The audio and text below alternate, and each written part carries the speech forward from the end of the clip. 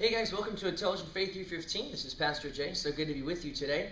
Welcome back to our video apologetics class, Reason to Believe. And as you can see behind me, our lesson for today is, has science eliminated the need for God? This is such a vital topic to address, and so we'll be dividing this lesson up into about 4 or 5 parts. I encourage you to join us for the entire series as we address this all-important question. Quickly, if you're watching this video on Intelligent Faith 315, I encourage you to go to our YouTube channel and look at all of our video content there in one glance. It's under the same name, Intelligent Faith 315. Or if you are watching this on YouTube, I encourage you to pause, open up another browser, and go over to intelligentfaith315.com. That's our mother website. There you can find some great articles, videos, posts, links, and just some really solid content as to the evidence and the proof for the Christian worldview. Whether you're a Christian who's seeking to grow in this area and strengthen yourself with better tools, resources, and evidence, or perhaps if you are an atheist, a humanist, a Darwinian evolutionist, we're glad that you're here. But you can also jump over to the mother website and you can see what Christians claim is the evidence and proof that validates the Christian worldview. And also encourage you to go to iTunes. We have a podcast, Reason to Believe, in the singular, Reason to Believe. And you can download that podcast. It has about 30 episodes, and there's some material there, some notes, PDFs. It's growing on a daily basis. So as I said, our lesson that we'll be starting today is, has science eliminated the need for God?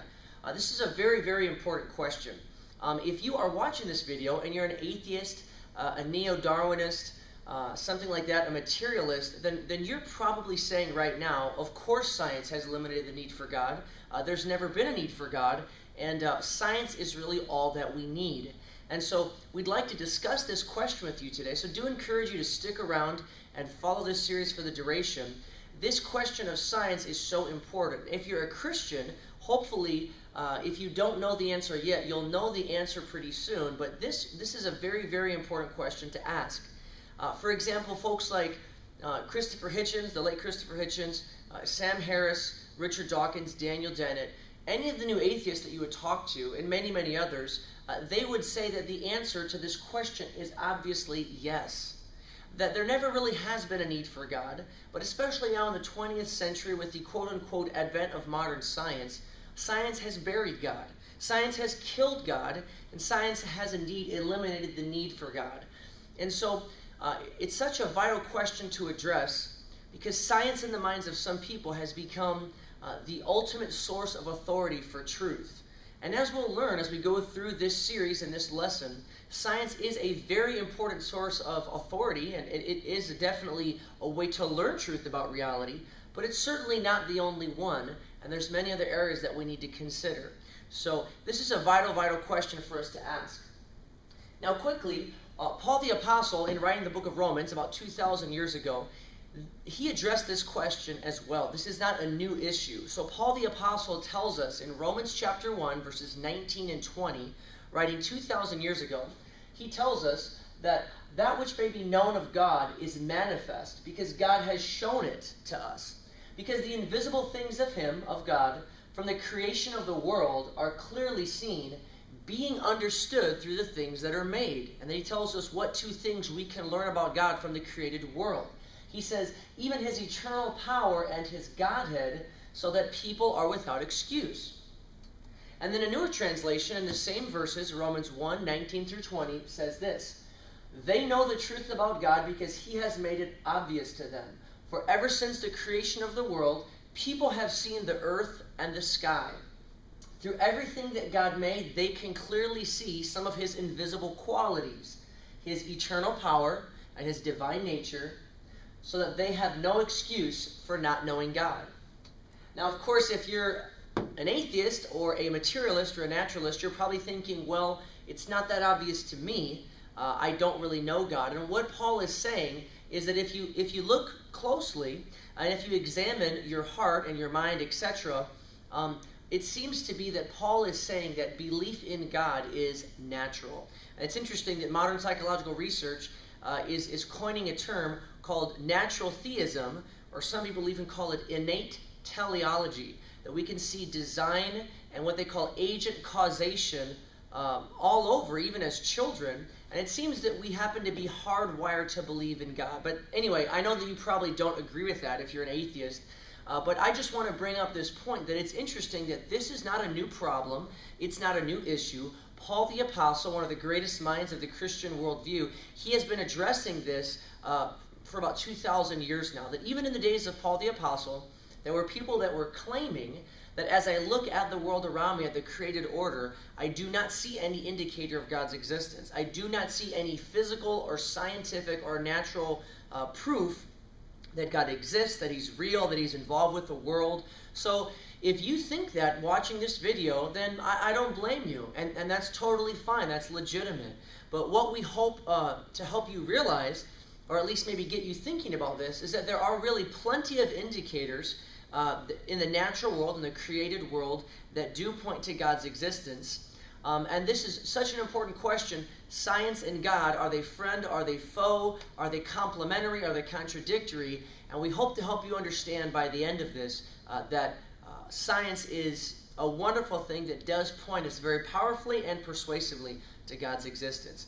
And also quickly, if you are a Christian, the question needs to be asked, do believers need to be ready with good answers? And even if you're an atheist or a materialist or a naturalist, this is good for you to know as well, because when you talk to a Christian, you have a legitimate right to ask of them to be able to give you good answers. And so even if you're not a Christian, this is good for you to know. This is what Scriptures teach us. Number one, to have good answers is biblically commanded. Numerous Scriptures in the New Testament tell us to be ready to give a good answer for the hope or the reason that lies within us. Of course, 1 Peter 3:15 is kind of the rallying cry for apologetics. The word apologia is used 18 times in the New Testament, and numerous biblical passages exhort us and even command Christians to be able to give intelligent, reasonable reasons for believing in God's existence and the Christian worldview. Some of those would be Jude 3, Philippians 1:16, Colossians 4:5, 2 Corinthians 10:4 and 5, and even numerous Old and New Testament examples of people actually defending and explaining rationally their faith in God. So number one, it's biblically commanded. Number two, it's culturally demanded. And if you're a materialist or a naturalist or an atheist, you would probably agree with this. Because today's culture is a secular, naturalistic, and relativistic society that demands good reasons for believing in Christ. And if you are such a person, I don't hold anything against you. I was like that as well. The reason I actually became a Christian is because I demanded good reasons and evidence and proof for this claim that this man, Jesus of Nazareth, who I knew historically existed, was something more than a man, something more than a religious teacher. And I also did not believe in his claims to be the Son of God and the Messiah, etc. And I demanded good reasons and proof and evidence for the claims of the Christian worldview. And so if you are an atheist or a naturalist watching this, then you have that right, and you're intelligent, and it's legitimate for you to be asking those types of questions. And so it's biblically commanded, but it's culturally demanded because of how our culture is today. We need to be able to have good, intellectual, rational reasons for believing in the Christian worldview. And the plain and short of it is this, is that if we don't have good reasons, if there is no good evidence, if there is no good proof for the Christian worldview, for God's existence, for Jesus of Nazareth being the Son of God and having physically risen from the dead, then you shouldn't give Christianity the time of day, and no Christian is really believing anything legitimate. If it's logically incoherent, logically contradictory, or if there's no good intellectual reasons for believing it, then Christianity doesn't really have a leg to stand on. So, number one, defending the faith, being ready to give good answers, is biblically commanded, it's culturally demanded, and it's humanly needed. Okay? So it's a loving thing to share the truth with seekers, as Jesus himself showed us in the Gospels. Again, Jesus of Nazareth, the greatest thinker, the greatest teacher that has ever lived, and even if you don't believe him to be the Son of God, as he said, you cannot deny, if you're honest, that the single most affecting man of Western civilization is this historical character, Jesus of Nazareth. And as we see his life, as told to us in these 4 historical documents, the Gospels, he was very serious and consistent about showing people evidence, proof, and giving them good reasons for believing who he was, what he said, and the truth claims that he was making. So especially in this crucial area of science, it's humanly needed that we would reach out to people in this area. So just so you have that in your back pocket, in your mind, if you're a believer, you need to have good reasons for defending what you believe. And I'm glad that you're here because it's biblically commanded, it's culturally demanded, and it's humanly needed. And if you're an atheist, a naturalist, a materialist, this is something good for you to be able to tell the Christians that you come across. Say, hey, your own scriptures command you to be able to give me intelligent, articulate, rational reasons for believing the way that you do. However, I would also flip that around and say, you as an atheist, a naturalist, a humanist, you should also have intelligent, rational, good intellectual reasons for believing what you do as well. But let's continue here. So what we're going to do in the course of this lesson, which is going to be divided into multiple parts, we're going to investigate 5 reasons why science has not eliminated the need for God. And so that's a bold claim to make, but since I am making that truth claim, we're going to defend it in about 5 different ways. So number 1, we'll look at the scientific founding fathers, that these men were largely Christians and theists, that the founding fathers of what we call the modern scientific movement, the scientific enterprise, which is relatively new, the vast majority of the men who are credited with establishing scientific pillars in multiple areas, multiple disciplines, to the large degree, these men were Christians or theists, or even deists. Number 2, we'll examine this claim of scientism, and we'll discuss the fact that scientism is a self-defeating idea. Scientism is not science. The word science, as you probably know, comes from the Latin word scientia, which just means knowledge. But the claim of scientism is the claim that if an idea, if a truth claim, cannot be expressed or defended in the language of physics or chemistry, it's literally meaningless. So that any kind of a truth claim about reality must be expressible in the language of science, namely physics and chemistry, or it is meaningless. And we'll examine that actually is a self-defeating idea. However, many people hold to that. So scientific founding fathers. Number 2, we'll examine scientism. Number 3, we'll talk about that there's a lot of simple irrelevance in this area because 95% of science has nothing to do with Christianity, and we'll examine that. However, number 4, there is about 5% of relevant science that strongly supports Christianity, strongly supports belief in a theistic God, and so we'll look at the strong support that science does give to certain truth claims in Christianity. And number 5, we'll look at a single perspective. There are many ways to learn truth about reality, and science is only a single perspective.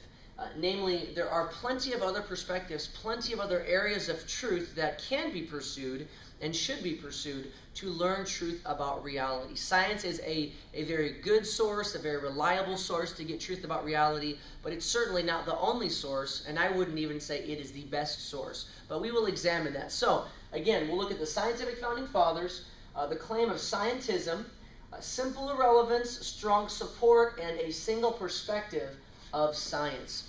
So let's get into it. We're going to get into the scientific founding fathers, and we'll probably have to stop for today after we talk about a couple of these gentlemen. Okay, as I said, reason number 1, scientific founding fathers. Many areas of modern science were founded and pioneered by Christians and believers in God. So these could be deists or theists, but they are to a very, very large degree sold-out Christian thinkers. Now, you often won't hear a lot about this, and I can understand why, but this really is just a historical truth regarding so many of the founding fathers of the modern scientific enterprise. All right, so let's start off first with Plato and Aristotle. These are 2 men who are undoubtedly some of the greatest thinkers of Western civilization and culture. This is a famous painting, as you'll see here. Notice Plato is pointing up, Aristotle is pointing outward, trying to touch, and this has to do with the differing epistemology of Plato and Aristotle. Plato, of course, believed that there was this higher spiritual world with innate ideas, and that we have innate knowledge that we start with, and Aristotle believed in sensory perception, and that he was an empiricist, and we have most of our understanding about the world through our senses. But be that as it may, Plato and Aristotle, of course, were philosophers. And these guys lived about 360 BC, in the 4th century BC. And everybody understands that Plato and Aristotle have greatly affected the world with their scientific understanding, with philosophical understanding, I should say. But what we don't realize a lot of times is that Plato and Aristotle also happen to be some of the first great scientists. It's interesting to note, and don't believe this, but just do some research for yourself, that Plato and Aristotle, to a large part, especially Plato, defeated the atheists of their day. There were different men in Greek society in 300 BC, 4, 5, even 600 BC, and many of these people happened to be materialists and naturalists, and they were atheists.